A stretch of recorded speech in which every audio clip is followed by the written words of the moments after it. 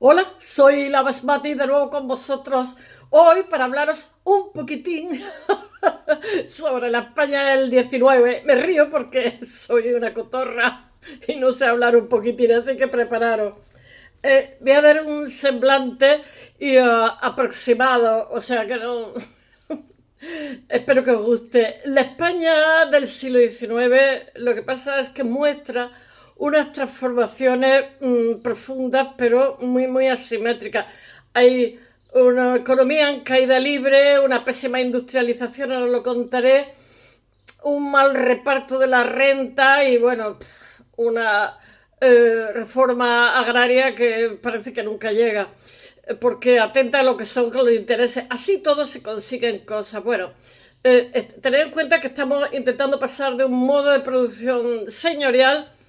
Cuando toda Europa ha salido del medievo, nosotros nos metemos en un señorío tardío, ¿no? Y ahora, en el 19, el liberalismo empuja. Bueno, la reforma agraria liberal y la incipiente industrialización ya me están mandando publicidad.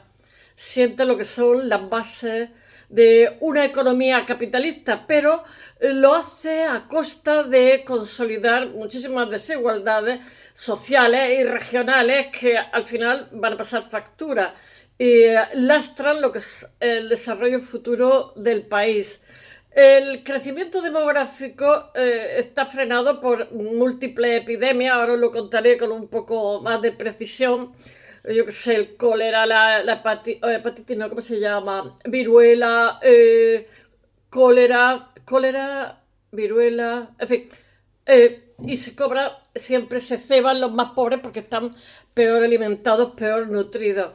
Bueno, hay una mortandad persistente que refleja el lento ritmo de modernización de un país que, a pesar de sus esfuerzos por integrarse en lo que es las corrientes europeas, se mantiene siempre condicionado por sus características estructurales y la inestabilidad política y un mercado interno bastante débil y desastroso.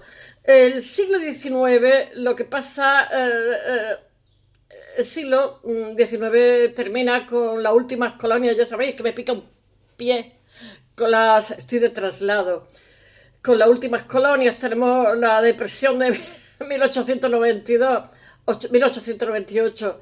Es un evento que obliga a una reflexión sobre lo que es el modelo de nación que se quiere elegir y el camino hacia una regeneración económica y social que, que en la centuria siguiente, pues, en fin. En el siglo XIX representa para España un periodo de una transición grande que está caracterizado por el desmantelamiento absoluto de la estructura del señorío, del antiguo régimen, del señorío tardío, y el surgimiento. Yo sí que creo que entre la Primera República y la Segunda se crea un hombre nuevo. O sea, lo digo porque es una percepción que no pasa de ser subjetiva. Lo digo por mi familia, por otras familias. O sea, ya hay un individuo que cree que con su fuerza puede cambiar su destino, a pesar de haber nacido pobre o a pesar de haber tenido mucha adversidad. Bueno, yo pienso que esa dimensión la da el Estado liberal, que empuja hacia esa actitud. Con todos sus defectos, porque el Estado liberal crea una separación de clases grandísima. Hay unos cuantos ricos y el resto son pobres, pero sí, todo, como os conté el otro día, la polémica que ha habido y que sigue habiendo con la revolución industrial, así todo el progreso crea riqueza a la larga. Bueno, este proceso de modernización alineado con las tendencias de Europa occidental y Estados Unidos tiene eh, una profundidad desigual y está marcado por la eh, insuficiencias, se podría decir, estructurales que condicionan lo que es el desarrollo del país. A diferencia de lo que son los núcleos centrales de la revolución industrial, España experimenta un cambio socioeconómico absolutamente lento y en ocasiones muy ralentizado con respecto a lo que es Europa, pero nosotros no hemos tenido revolución científica en el 17, no tenemos tecnología, etcétera. Lo que vamos a tener es algo fragmentado y a intervalos de desarrollo, donde la persistencia de patrones tradicionales convive con lo que son las innovaciones que vienen de fuera, las innovaciones técnicas y legislativas que buscan integrar a la nación en el mercado internacional. El mercado, o sea, en el sistema de libre mercado global que ahora mismo domina Europa. El análisis de la demografía, la agricultura, la industria y la estructura social, lo que pasa es que muestran un panorama de absolutamente luces y sombras, un crecimiento poblacional moderado frente a una mortalidad catastrófica, una reforma agraria que dejan que desear, pero que se hacen también, en parte, no lo que se hubiera querido, que libera, porque realmente casi no se hizo, que liberan la tierra, pero proletarizan al campesino y lo desarraigan porque lo envían a la ciudad. Y una industrialización que está localizada porque el tiempo de Alfonso XIII se apuesta, no sé si Alfonso XII, yo creo, por Cartagena. Eso es que no me acuerdo bien, lo leí hace años. Leía Tamame y me pareció interesante lo que decía, ¿no? Que se apostaba por Cartagena, el País Vasco y Cataluña, convirtiendo al resto del país en un granero.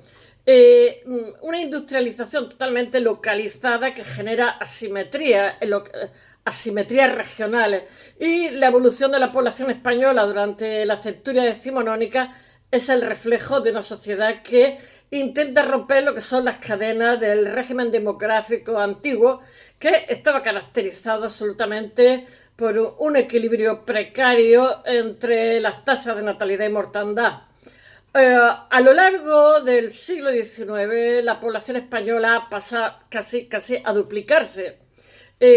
Pasa de 10 millones, 10,5 millones a inicios del siglo XIX de habitantes a unos 18 millones y medio en 1900, o sea, casi se ha duplicado. Dentro de todo lo malo, ha habido crecimiento. Este incremento, lo que pasa es que, aunque grande, resulta moderado si se compara con el dinamismo observado en, yo que sé, las potencias económicas, yo que sé, en Francia, en Inglaterra, en Alemania, etcétera, debido sobre todo a la persistencia de una mortandad elevada que actúa como un freno para el crecimiento de la demografía constante, el crecimiento natural. El mantenimiento de altas tasas de mortalidad que oscila entre el 27 y el 29, altísimas, por 1000 para final del siglo XIX, es la segunda más alta de Europa. Se explica por una combinación de factores estructurales y coyunturales, sobre todo. Hay las crisis de subsistencia típicas de una economía agraria, vulnerable a las fluctuaciones climáticas. Todavía continúan provocando hambrunas que debilitan sobre todo a lo que es la población y facilitan la propagación de enfermedades. Ahora os hablaré de la guerra escarlata. La guerra escarlata hace que se propague, me parece que la viruela. A esto se suman los efectos devastadores de los conflictos bélicos que provocan bastantes muertes, como la guerra de la independencia, que provocó 500.000 de vidas, y las sucesivas guerras carlistas. La esperanza de vida en España no superaba los 35 años, una locura. Y en 1900, una cifra que muestra lo que son la creencia en material de salubridad, nutrición y éramos tercer mundo, y atención médica. Las enfermedades endémicas y epidémicas juegan un papel central en este proceso, en este escenario. La tuberculosis, la viruela, el sarampión, la difteria, eso las clases populares las fulmina. Porque es más vulnerable, está peor alimentada, viven, yo qué sé, desnutrición en habitáculos tremendos. Tened en cuenta que ya se ha dado una emigración masiva a las ciudades, hay hacinamiento en los barrios obreros, y yo qué sé, en los barrios obreros que cada vez se hacen más grandes. Bueno, el cólera, lo que pasa es que se erige como la gran amenaza sanitaria del siglo. Mirad, yo cólera me vacunaban hasta de pequeño aquí porque no se decía que había, pero mi abuelo estaba en sanidad y me decía que todos los años había casos de cólera en verano, en la zona del puerto, etcétera, y nos ponían una vacunilla que servía para nada y menos, pero bueno. Se manifiestan 4 pandemias principales que se llevan la vida de 800.000 personas. Mirad qué locura en España. El primer brote de cólera es entre, tengo que leerlo, 1833-1834 y se produce en un contexto de grandísima inestabilidad política por la Primera Guerra Carlista, donde el movimiento de tropas, de masas de gente, facilita la dispersión por toda la geografía. En esta época lo que pasa es que se observa una gestión informativa contradictoria, o sea, como que no lo dicen. Esta España siempre ha sido muy aficionada a esos temas, hermetismo, ¿no? Como si fueran menores de edad, para que no cunda el pánico, ¿no? En vez de decirlo, oye, mira, tenemos una epidemia, hay que tener cuidado, pues no. Mientras la prensa madrileña intenta ocultarlo o minimizarlo, la situación para evitar el pánico general social y la parálisis del comercio, la realidad de la mortalidad termina por imponerse porque se muere hasta el gato. 800.000 personas son muchas.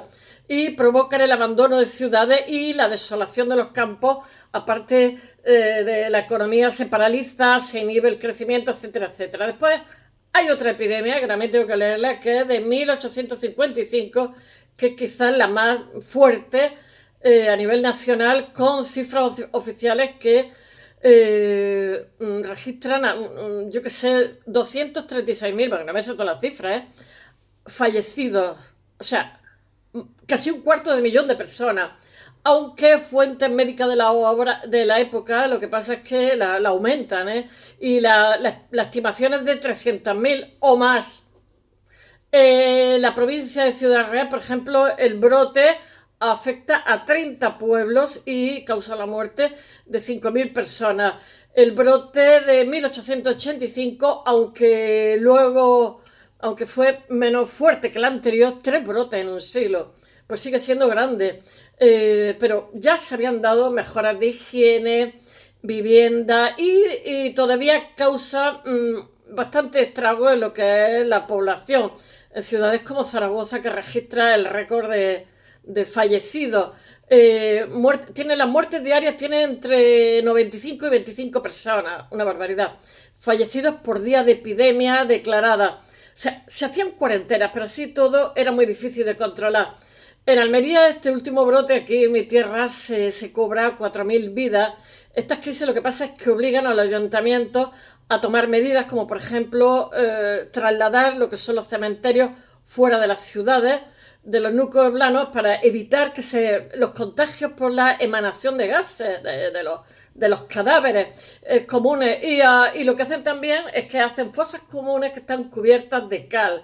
Y como contrapartida a estas tragedias del cólera, el inicio del siglo XIX ve un hito la salud pública mundial, la Real Expedición que se hace a América, que es conocidísima, la expedición filantrópica de la vacuna entre 1803 y 1814, que está llevada por Francisco Javier Balmes, algún día os hablaré solamente de esto, y Josep Salván. Ante la elevada mortalidad infantil causada por la viruela, que en algunas parroquias gallegas representa el 90%, una locura, de las muertes de niños, el rey Carlos Patriótico patrocina esta misión para llevar la vacuna de Jenner a los territorios de ultramar. Ya sabéis que Carlos III lo que pasa es que se hace eco, como sus ancestros, de lo que son las reformas borbónicas que son similares a Francia, de centralizar, de modernizar, del absolutismo ilustrado, todo para el pueblo pero sin el pueblo. O sea, mejoras pero sin tocar lo que son los estamentos y el poder, para variar. La expedición fue absolutamente revolucionaria ante la imposibilidad de conservar el fluido de la vacuna en cristales durante una travesía que es bastante larga, la travesía atlántica, y se utilizaron a los niños como reservorios. Los niños eran huérfanos de la casa de Expósito. Ay, Dios mío, de La Coruña como reservorios vivos, trasladando la linfa en los brazos de cada pocos días, ¿no? Isabel Zendal fue la rectora de la Inclusa de La Coruña y desempeñó un papel importantísimo, absolutamente fundamental. Un día os voy a hablar solamente de eso. Como enfermera y cuidadora de lo que eran los menores, siendo hoy reconocida por la Organización Mundial de la Salud como la primera enfermera en una misión internacional para salvar gente. Bueno, la expedición no solo inmunizó directamente más de 500.000 almas en América y Asia, sino que estableció juntas de vacunas, que es muy importante, juntas de vacunas permanentes, para asegurar lo que era perpetuar el antídoto. ¿Y qué más puedo yo deciros? Pues que la demografía española también se vio alterada por importantes desplazamientos de la población. O sea, se emigró, por ejemplo, en Almería emigraban mucho a Orán, a los atochales. Eran mineros en una época, eran agricultores en otra época y en otras iban a Argelia a la recolección del esparto, ¿no? Pero les pasó también de todo, pobrecillos. Internamente se inició como un éxodo rural hacia lo que es Madrid y Barcelona, que no pararía en el siglo XX. Así, la polarización de las grandes ciudades por las que se apuesta, como hacia las capitales de la provincia, ya se ha hecho una división provincial, lo que un poco arbitraria y un poco raruna, pero bueno, marciana, lo que fuerza una transformación de lo que es el espacio urbano mediante la demolición de murallas y la creación de ensanches, eixamples, eixample a Barcelona, ¿no? Pero sin embargo la migración más significativa fue la internacional, dirigida sobre todo hacia Iberoamérica. O sea, está en una época, Argentina está creciendo, bueno, y afrancesándose. Argentina es poderosa, Cuba también, va muchísimos españoles, México y Brasil. Sí, Lola, greeting from Spain, Cuba, tu isla era muy importante, pero va también, o sea, Argentina, Cuba, México y Brasil era el lugar de destino de los españoles. Y bueno, en la zona de Alicante, Murcia, Almería emigraban mucho a los atochales eran como jornaleros, pero después volvían a casa. La migración hacia Argelia, ¿no? Es que la tenemos a un ratito de barco, o sea, estamos más cerca de Argelia que de Madrid. O de África. Bueno, esto lo que pasa es que se consolida esa migración, una migración golondrina que llaman, que está vinculada a lo que son las campañas de los atochales, de la recolección de esparto, pero también de cereales bajo la colonización francesa que hizo de Argelia bueno, después vendrán los Pieds Noirs cuando se independiza, corre que te pillo, les dieron 24 horas, que hoy son muy buenos, yo los he conocido, muy buenos empresarios, ¿no? Porque en el mercado hablaban árabe, en casa hablaban español y en la escuela hablaban francés. Entonces controlaban muchas cosmovisiones. Esta gente, cuando ha vuelto, no sabían bien dónde volver, porque no sabían si eran españoles, argelinos o franceses. Y lo que son, yo lo he conocido sobre todo en Alicante, unos empresarios fantásticos, porque controlaban, como les pasa a los judíos también, muchas cosmovisiones. Cada idioma es una cosmovisión. Bueno, este flujo, como muchos canales, este flujo, por eso los judíos tienen el bar mitzvah cuando son pequeñitos, porque para ellos es imprescindible para la supervivencia, no solamente que sepan hebreo, que sepan francés, varios idiomas. Entonces, para entrar en la comunidad, en su bar mitzvah, que es como bar mitzvah, que suele ser como a los 10 años, cosas así, se hace una fiesta tremenda y el niño tiene que leer en hebreo la Torá. Habla diferentes idiomas. Por eso casi todos los colegios bilingües aquí en España estaban llenos de familias judías. Bueno, sigo. Este flujo migratorio tuvo de españoles almerienses, murcianos y alicantinos, sufrió peligro porque eran muy vulnerables, era gente modesta que emigraba allí. Entonces hubo una matanza en Saída en junio de 1881 y en el contexto de la sublevación liberada por Buamana contra el dominio francés, porque claro, estaban un poco hasta las narices de la explotación, unos 190 jornaleros españoles fueron asesinados y cientos fueron tomados como rehenes, una cosa terrible. Durante el siglo XIX la agricultura continuó siendo la base fundamental de la economía española, absorbiendo lo que era a la gran mayoría de la población activa. Yo creo que más de medio país se dedicaba a la agricultura. Sin embargo, el sector permaneció en una situación de estancamiento relativo, lastrado sobre todo por factores físicos como la climatología adversa, sociopolíticos como la desigualdad de clases, la desigualdad distribución de la propiedad, mal reparto de la propiedad y un mal reparto de la renta.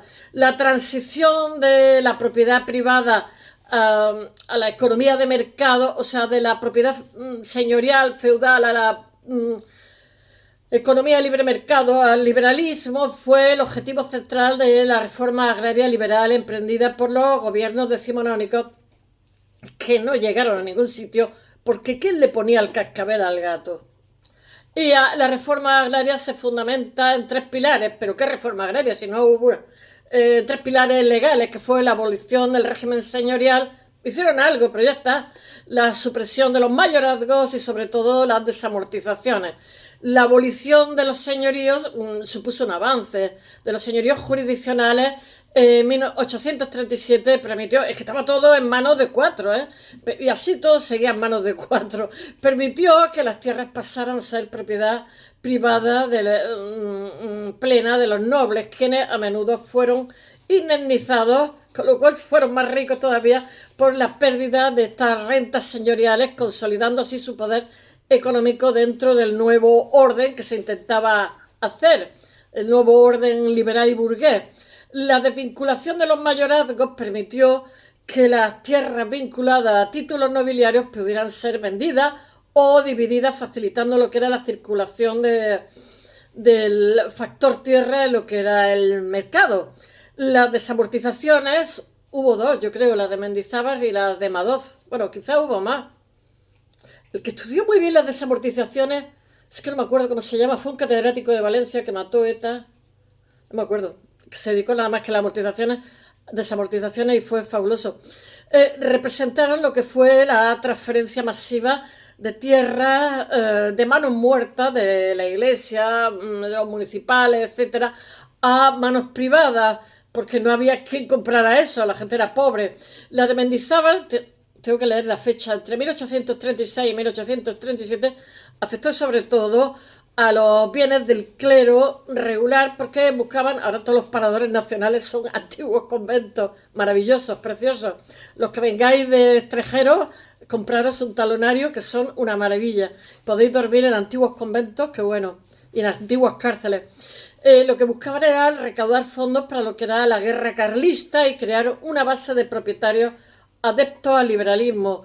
La desamortización de Madoz fue, tengo que leerla, en 1855 y tuvo mayor repercusión geográfica y liquidó los últimos bienes en manos muertas del clero y sobre todo los bienes comunales y propios de los municipios. Había bosquecitos comunales, etcétera, a deforestar.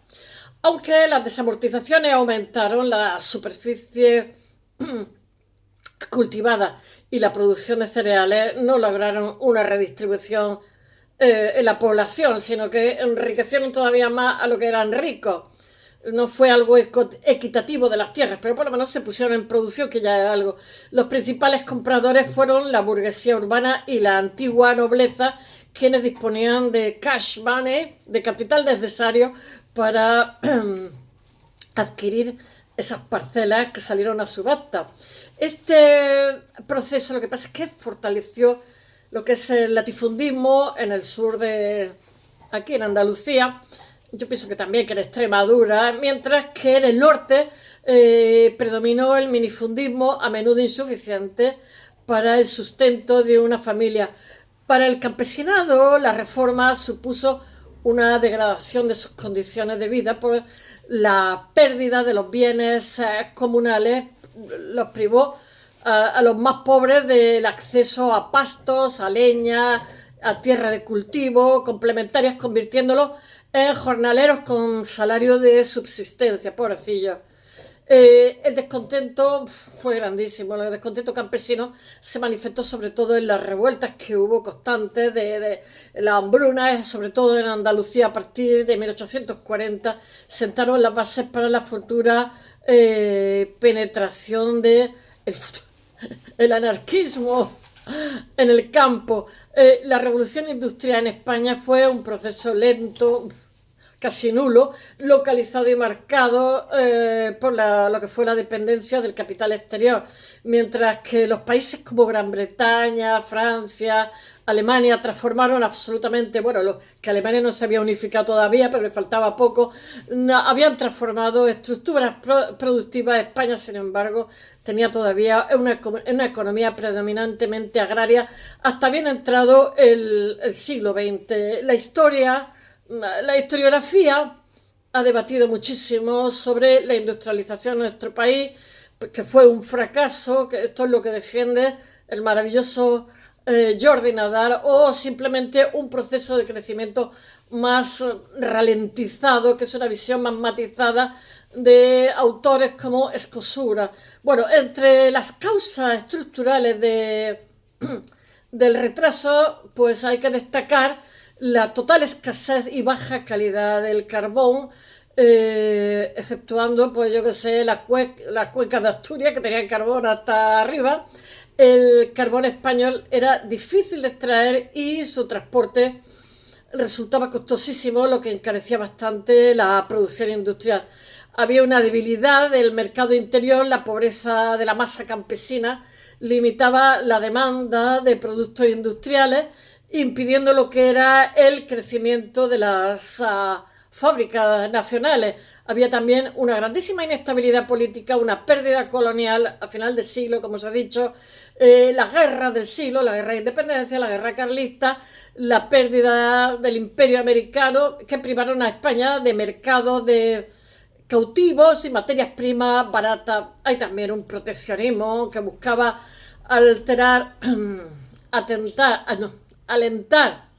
a la industria nacional. Sin embargo, frente a la competencia extranjera, a menudo frenó lo que fue la renovación tecnológica y la competitividad. La industria moderna se concentró en lugares muy específicos, como os he dicho, como Cataluña. Lideró lo que fue la industria textil, algodonera, gracias a su vitalidad comercial histórica y su vinculación con el mercado americano. Está también Alcoy, yo creo. El País Vasco, lo que pasa es que a partir de, tengo la fecha de 1874, aprovecha la exportación masiva de mineral de hierro a Gran Bretaña para acumular capitales que se reinvierten en la siderurgia y la banca, y culmina en la creación de los Altos Hornos de Vizcaya en 1902, y en Andalucía la siderurgia tuvo también un inicio bastante prometedor con los Altos Hornos de Marbella en 1833 y Sevilla, que llegan a producir lo que es el hierro, el 85% del hierro colado español. Pero la falta de carbón mineral de calidad y la competencia de los núcleos del norte, que tienen la cuenca asturiana cerca, terminan por provocar su declive, porque los costos de producción eran bastante más altos. Y a partir de la revolución de 1868, el Estado lo que pasa es que recurre a lo que es la venta de concesiones mineras para paliar lo que era el terrible déficit que tenemos, el déficit financiero. Eso lo que pasa es que permite una explotación por parte de compañías extranjeras. Mi tierra estaba hasta arriba, compañías belgas, compañías, ya sabéis, Siret, el de la arqueología, viene contratado el ingeniero por una compañía belga. Hay también compañías inglesas, compañías francesas. Yo pienso que los ingleses son en estos momentos la potencia dominante. Británicas, bueno, francesas, bueno, en yacimientos de hierro está Vizcaya, Almería, cobre destaca Huelva, y plomo, Murcia, conseguían, y Gádor conseguían la exclusiva de la explotación de esos recursos escasos, como ahora pasa con Groenlandia y algunos lugares de África, donde hay una serie de minerales raros que son buenos para, yo que sé, todo lo que es el tema informático, defensa, etcétera. España, lo que pasa, se convierte en un gran exportador de materias primas, pero gran parte del valor añadido y desarrollo, como buen país subdesarrollado y tecnológico, permanecieron fuera de lo que fue su frontera. La modernización económica depende sobre todo de la creación de un mercado nacional articulado, donde se supone que el ferrocarril iba a ser lo que iba a activar esa arteria. No obstante, su desarrollo estuvo plagado de decisiones que condicionan la economía española durante décadas.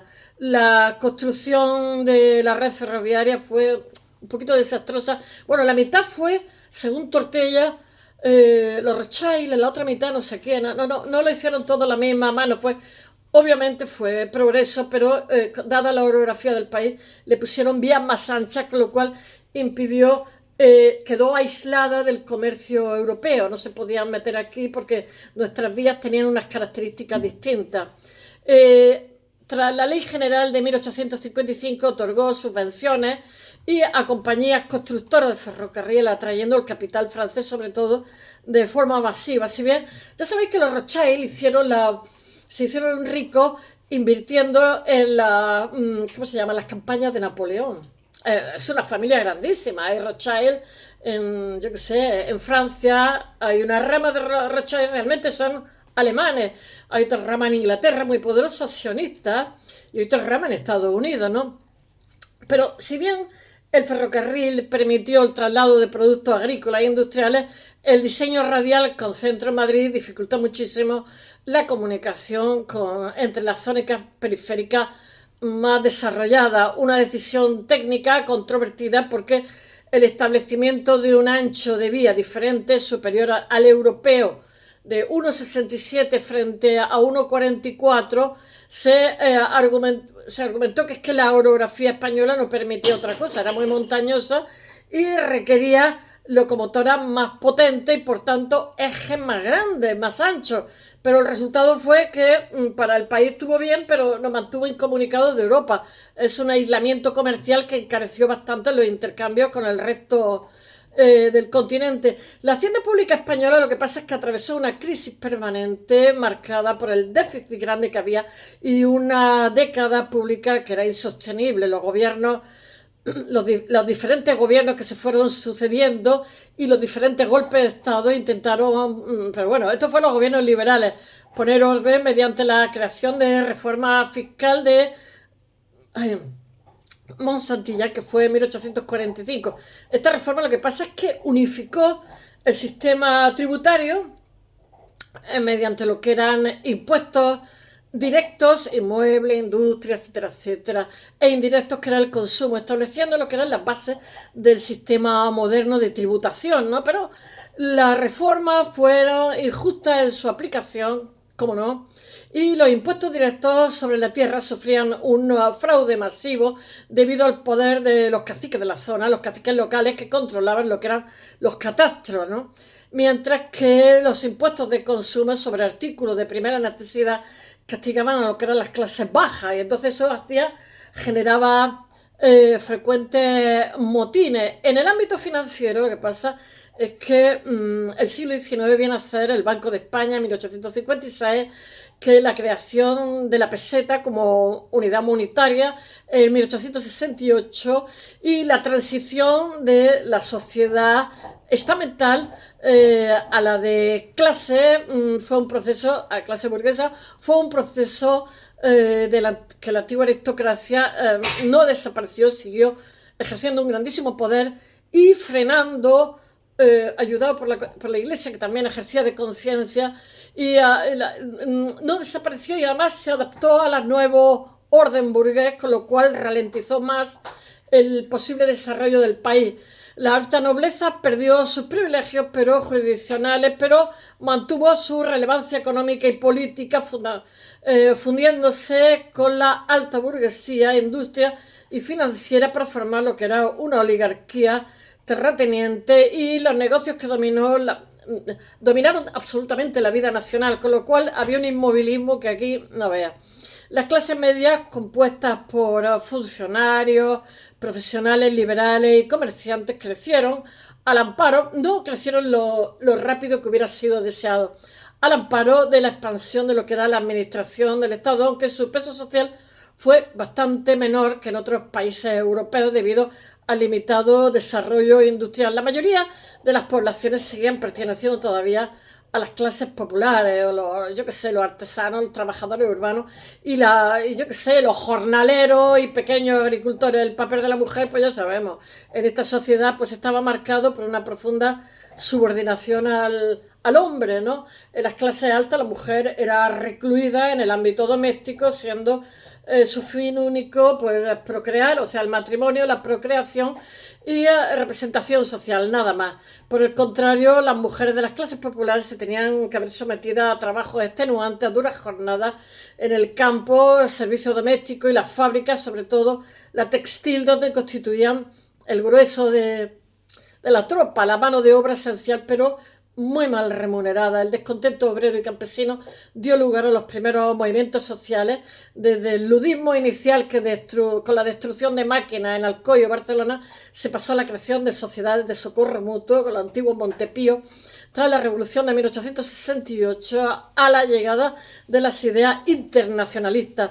La Asociación Internacional de Trabajadores se dividió en España en dos corrientes, que fue el anarquismo de influencia de Bakunin, que decía que Marx era un dominante, que caló con fuerza en Cataluña y Andalucía, y el socialismo marxista con mayor apoyo en Madrid y los núcleos mineros del norte. Mientras que el anarquismo optó a menudo por la acción directa y el sindicalismo revolucionario, el socialismo se organizó en el PSOE y la UGT. El PSOE me parece que en 1879 y la UGT no lo sé. 1888, contando en sus reivindicaciones con la mejora de las condiciones laborales y participación política. Espero que os haya gustado y hasta mañana. Bye.